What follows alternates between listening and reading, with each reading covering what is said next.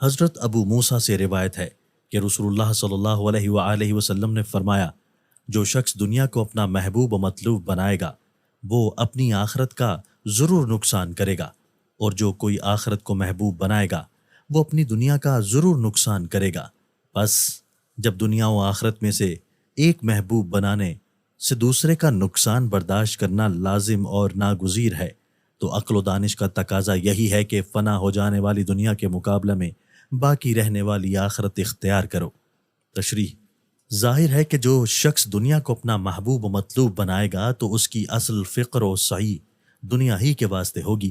اور آخرت کو یا تو وہ بالکل ہی پسے پشت ڈال دے گا یا اس کے لیے بہت کم جد و جہد کرے گا، جس کا نتیجہ بہرحال آخرت کا خسارہ ہوگا۔ اسی طرح جو شخص آخرت کو محبوب و مطلوب بنائے گا اس کی اصلی سعی و کوشش آخرت کے لیے ہوگی، اور وہ ایک دنیا پرست کی طرح دنیا کے لیے جد و جہد نہیں کرے گا، جس کا نتیجہ یہ ہوگا کہ وہ دنیا زیادہ نہ سمیٹ سکے گا۔ بس صاحب ایمان کو چاہیے کہ وہ اپنی محبت اور چاہت کے لیے آخرت کو منتخب کرے، جو ہمیشہ باقی رہنے والی ہے، اور دنیا تو بس چند روز میں فنا ہو جانے والی ہے۔